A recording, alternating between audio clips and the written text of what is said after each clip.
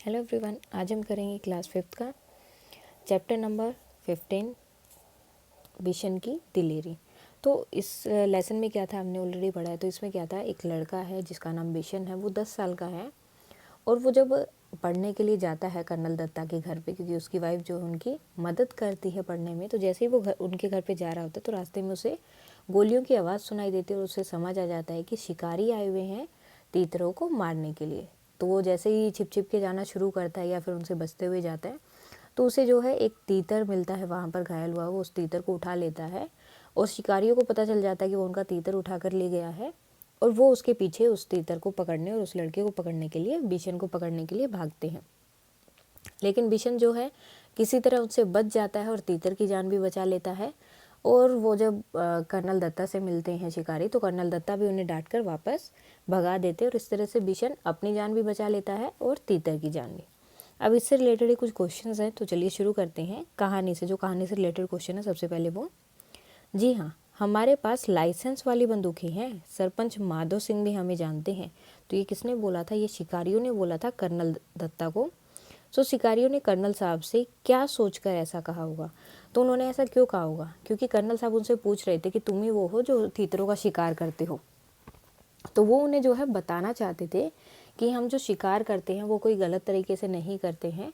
हमारे पास जो बंदूकें हैं वो लाइसेंस वाली है, यानी कि सरकार ने हमें जो दी हैं बंदूकें, उन्हीं से हम शिकार करते हैं। और यहाँ पर हम अजनबी भी नहीं है, क्योंकि यहाँ के जो सरपंच हैं हम उनको जानते हैं। तो ये जगह ऐसी नहीं कि कोई नई जगह हमारे लिए, हम हमेशा ही यहीं पर आते हैं।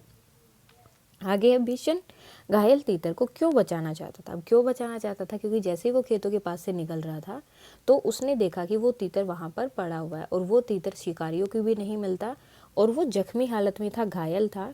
और वो तीतर जो है क्या हो जाता, तड़फ तड़फ कर वहीं मर जाता। इसलिए जो है वो उसे बचाना चाहता था।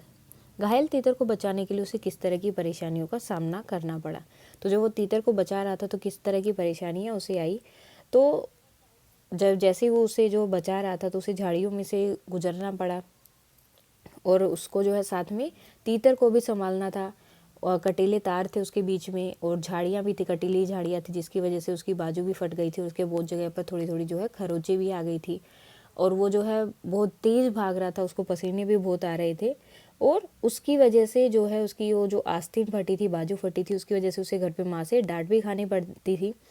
और उसके बाद उसने जो है लास्ट में उसे टोकरी में छिपा दिया था और चिमनी पर चढ़ गया था। तो इस तरह की परेशानियों का उसे सामना करना पड़ा। अगर घायल तीतर तुम्हें मिलता तो तुम इसे पालते या छोड़ देते? अब आपको बताना है कि जैसे बिशन ने बोला कि मैं तीतर को पालूंगा, तो आपको अगर वो मिल जाता तो आप उसे क्या करते?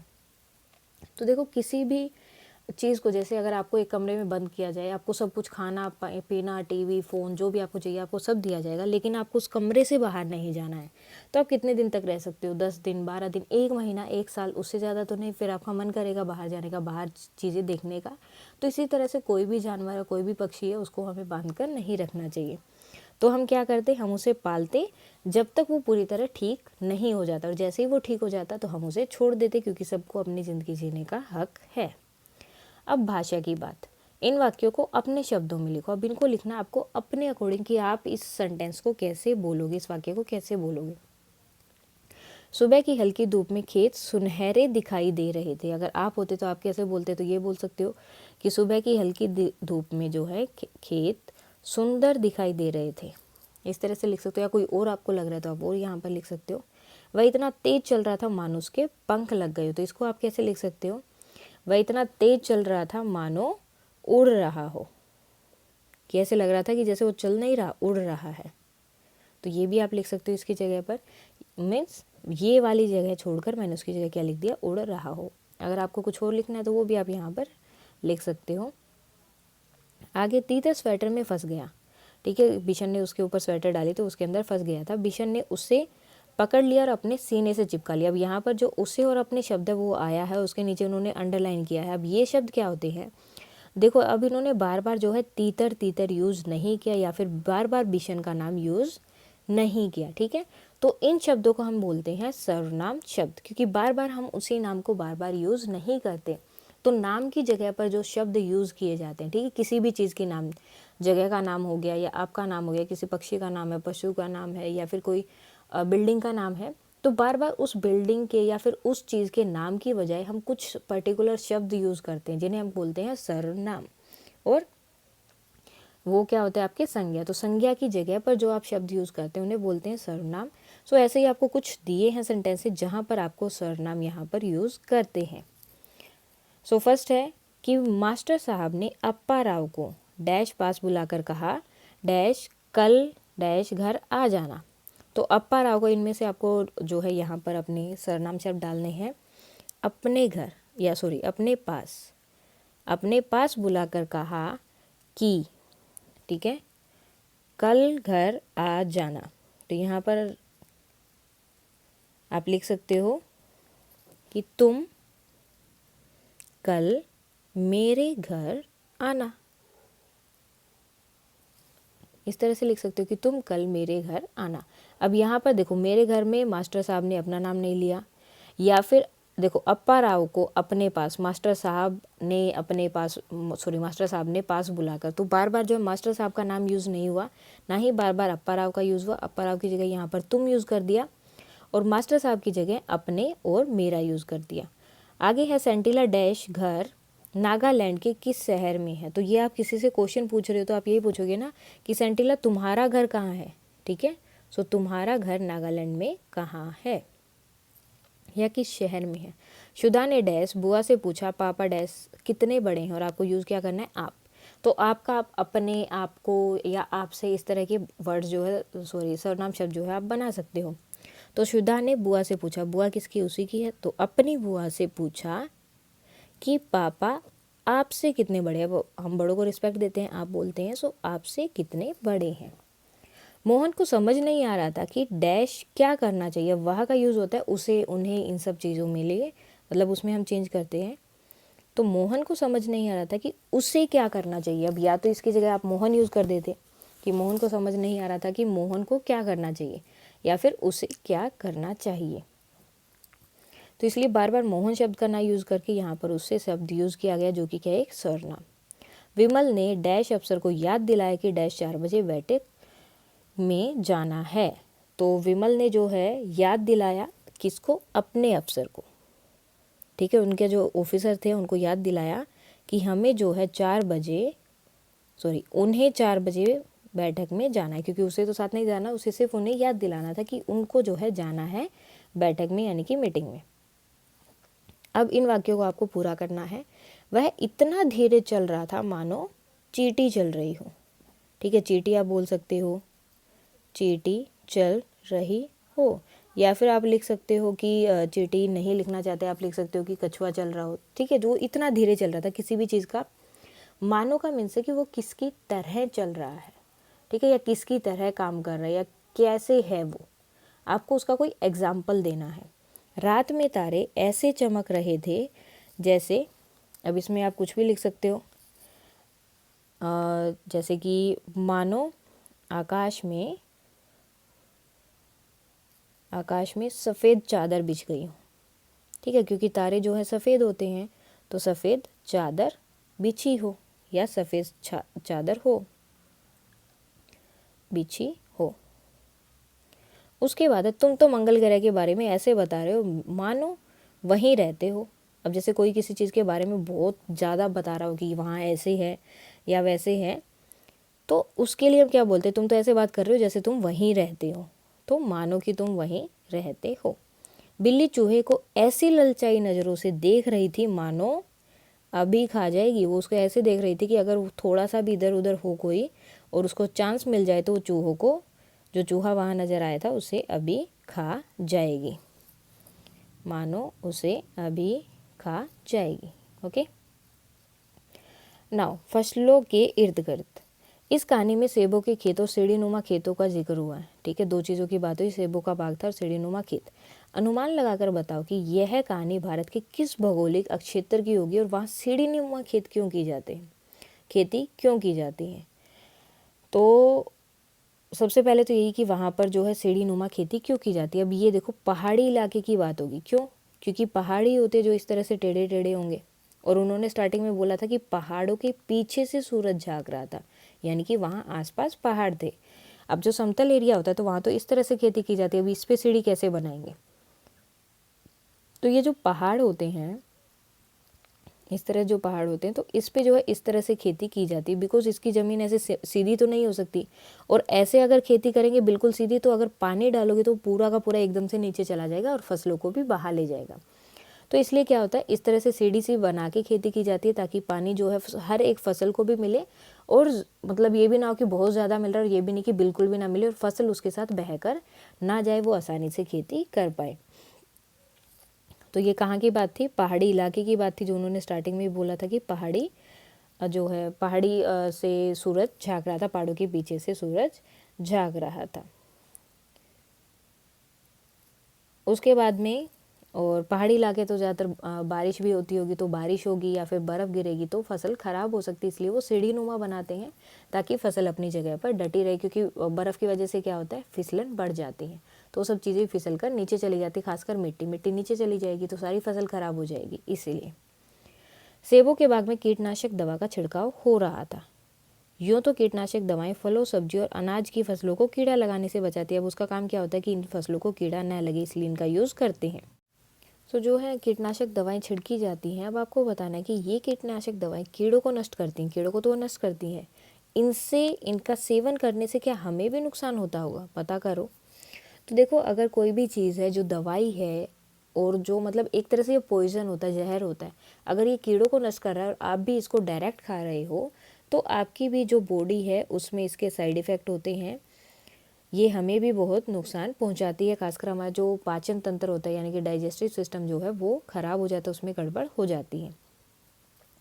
तो अगर ये हमारे इन चीज़ों को प्रॉब्लम करती हैं तो ऐसे में फल और सब्जियों का इस्तेमाल करने से पहले किन बातों का ध्यान रखना चाहिए। तो सबसे पहले जो बात है, हमें इनको अच्छी तरह से धोकर और पोंछ कर उसके बाद खाना चाहिए, और हो सके तो उनका छिलका उतार कर, क्योंकि छिलके के ऊपर ही वो कीटनाशक दवा होगी, तो इसलिए जो उन्हें धोकर छील कर ही खाना चाहिए। अब भी आपको अपने आसपास बताना है, कर्नल दत्ता ने घायल तीतर को गेंदे की पत्तियों का रस पिलाने के लिए कहा था, ठीक है, यानी कि गेंदे का जो फूल होता है उसकी पत्तियां जो हैं उनका। तो पत्तों का इस्तेमाल कई कामों में किया जाता है, बहुत सारे पत्ते जिनका अलग अलग तरह से यूज़ किया जाता है। नीचे कुछ पत्तियों के नाम लिखे और आपको बताना है कि उनका यूज़ किस लिए किया जाता है। सबसे पहले तुलसी। तो तुलसी का यूज़ किस लिए किया जाता है, तुलसी के पत्तों का इस्तेमाल पूजा पाठ और चाय बनाने के लिए। तुलसी के पत्ते कई बार चाय में भी डालते हैं या फिर पूजा वगैरह में, मतलब इसकी खुद की भी पूजा की जाती है तुलसी के पेड़ की भी, तो उसके लिए इसका यूज़ किया जाता है। नीम, नीम कई बार जो है फुंसी हो जाती है या फिर पिंपल्स वगैरह होते हैं, सो उनके लिए नीम का यूज़ किया जाता है, क्योंकि अगर जैसे वो छोटी माता होती है, चिकन पॉक्स होते हैं, अगर वो हैं उस टाइम पर इसको पानी में उबाल कर नीम के पत्तों को अगर उनसे नहाया जाए तो ये सबसे अच्छा रहता है। उसके बाद मीठा नीम। अब मीठा नीम क्या है, इसके लिए आप सब्जियों और दाल को जो है जायकेदार मीन्स अच्छा बनाने के लिए और भी टेस्टी बनाने के लिए इसका यूज़ किया जाता है। आम की पत्तियों का यूज़ कब किया जाता है, पूजा पाठ में जो है आम की पत्तियों का यूज़ किया जाता है। अमरूद का पत्तियों का यूज़ किया जाता है दवा बनाने में। तेज पत्ता सब्जियों में, जैसे मीठा नीम का यूज़ किया जाता है उसी तरह से तेज पत्ता का यूज़ करते हैं। उसके बाद है केले। केले का यूज़ किया, एक तो देखो खाने के लिए यूज़ किया जाता है, कई जगह पर जो है केले की जो है पत्तल बनाकर, मतलब एक तरह से प्लेट बनाकर उसके ऊपर पूरा खाना रखा जाता है, तो उस तरह से भी केले के पत्तों का यूज़ किया जाता है और पूजा पाठ में भी इनका यूज़ किया जाता है। सांगवान, इसमें क्या है, इससे जो छोटी छोटी कटोरियाँ बनाई जाती हैं इसके पत्तों से, और पत्तल यानी कि प्लेट्स बनाई जाती हैं, तो इनका यूज़ प्लेट बनाने और कटोरी बनाने में किया जाता है, जिसे हम दोना या पत्तल बोलते हैं। अब कर्नल साहब के कहने पर बिशन दौड़कर दवाइयों का बक्सा ले आया था। इसे तुम प्राथमिक चिकित्सा बॉक्स, फर्स्ट एड बॉक्स के नाम से भी जानते हो। और ये मतलब कोई भी अगर आप नई चीज़ लेके आते हो, जैसे बाइक या गाड़ी या फिर कोई भी चीज़, तो उसमें हमेशा एक फर्स्ट एड बॉक्स रहता है। इस बक्से में क्या क्या चीज़ें होती है, सबसे पहले बताना इसमें क्या क्या चीज़ें होती हैं। सो इसमें आपकी रुई होती है, डिटॉल होती है, बैंडेड होती हैं, और पट्टी वगैरह होती है, और थोड़ी बहुत बेटाडीन वगैरह या फिर इस तरह की जो है दवाइयाँ जो आप छोटी मोटी चोट पर लगा सको, वो सब इसके अंदर होता है। इसका इस्तेमाल कब किया जाता है, जब आपको कोई छोटी मोटी चोट लग जाए तो उस टाइम पर इसका इस्तेमाल किया जाता है, कि आपका थोड़ा बहुत वो जो घाव जो है वो भर जाए और ज़्यादा खून आपका ना बहे, इस टाइम पर इसका यूज़ किया जाता है। तुमने जो है पर्यावरण अध्ययन यानी कि आपकी ईवीएस की बुक है जो उसमें पढ़ा होगा पहाड़ी क्षेत्रों में आमतौर पर छतें ढलवादार होती हैं, यानी कि इस तरह से ढलावदार होती हैं, सॉरी ढलावदार यानी कि इस तरह से। तो अब ये ऐसी क्यों होती होगी? देखो पहाड़ी क्षेत्रों पे क्या होता है, बारिश आती है या फिर बर्फ़ गिरती है, ठीक है, बारिश ज़्यादा आएगी या बर्फ़ ज़्यादा होगी, और इस तरह से अगर छत है, जैसे नॉर्मल हमारी छत ऐसी होती है, ठीक है, अगर इस तरह की छत वहाँ पर है, ठीक है, तो क्या होगा, पानी वहीं पर अटक जाएगा, बर्फ़ भी वहीं अटक जाएगी और धीरे धीरे क्या होगा, पानी अंदर घर के अंदर टपकना शुरू हो जाएगा। तो इस तरह से ऐसी छतें बनाई जाती हैं ताकि अगर बर्फ़ भी आए तो वो डायरेक्ट नीचे चली जाए और पानी भी आएगा तो सीधा नीचे चला जाएगा, इसलिए जो है ढलावदार छतें वहाँ बनाई जाती हैं। इस कहानी में पहाड़ी घाटी शब्दों का इस्तेमाल किया गया।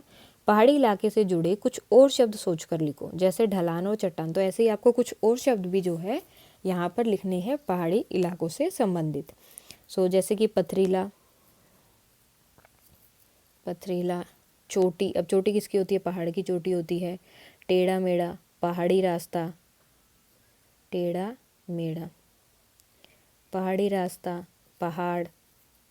तो ये सब शब्द जो हैं आप यूज़ करना चाहो तो यूज़ कर सकते हो। सीढ़ी नुमा, क्योंकि वहाँ पर खेती कैसे होती है, सीढ़ी नुमा, सीढ़ियों की तरह। उसके बाद एक पहेली, तीतर के दो आगे तीतर, तीतर के दो पीछे तीतर, सॉरी ये थोड़ा ऊपर नीचे हो गया। बताओ टोटल कितने तीतर? तो इसमें टोटल कितने हो जाएंगे आपके? 3। अब बोलोगे 3 कैसे? देखो 1, 2 एंड 3। अब इसको लेंगे तो इसके आगे 2 तीतर हैं और फर्स्ट वाले के लेंगे तो इसके पीछे 2 तीतर हैं। तीतर के आगे 2 तीतर और तीतर के पीछे 2 तीतर, तो टोटल कितने हो गए? 3। अब यहाँ पर देखो इसका फोटो दिया हुआ है, तो ये होता है आपका तीतर। आपने इसकी जो है 4th क्लास में इसके बारे में पढ़ा भी है। तो ये क्या होता है, ये मतलब इसके पंख जो है बड़े नहीं होते, सॉरी मतलब छोटे छोटे होते हैं, इसी वजह से ये जो है ज़्यादा ऊपर भी नहीं उड़ पाता और थोड़ा मतलब नीचे नीचे ही उड़ता है। एक तो देखो जैसे चिड़िया वगैरह होती है आसमान में ऊपर तक उड़ती हैं, लेकिन ये जो है थोड़ा कम ऊंचाई पर उड़ता है, ज़्यादा ऊपर तक आसमान में नहीं जा पाता। और ये बहुत ही अच्छा होता है। मोस्टली ये क्या होता है, हमेशा ग्रुप में रहते हैं। तीतर के बारे में और जानकारी इकट्ठा करो, जैसे तीतर का घोंसला और वो खाता क्या है, ये सब चीज़ें आपको इसके बारे में पता करनी है। तो अब आपको जो है यहाँ पर तीतर के बारे में कुछ और जानकारी इकट्ठी करनी है और उसके बारे में बताना है। तीतर क्या करता है, छोटे छोटे तिनकों से अपना घोंसला बनाता है और हरी हरी पत्तियाँ या फिर छोटे मोटे कीड़े वगैरह वो खाता है। और उसका कलर जो है ब्राउन कलर का होता है, यानी कि भूरे रंग का वो होता है। और वो दिखने में जो है बहुत अच्छा लगता है, क्यूट सा छोटा सा। और गांव में जो है कई गांव में जो है इनकी लड़ाई भी करवाई जाती है और ये मांस मिट्टी भी खाता है, बिकॉज यहाँ पर ऑलरेडी हमने बताया कि छोटे मोटे कीड़े तो वो आराम से खा लेता है और फल फूल भी खाता है, फल भी खाता है, यानी कि वो वेजिटेरियन भी है और नॉन वेजिटेरियन भी है, दोनों चीज़ें वो खा लेता है इजली, उसमें उसको कोई प्रॉब्लम नहीं है। ये थे क्वेश्चन आंसर ऑफ विशन की दिलेरी।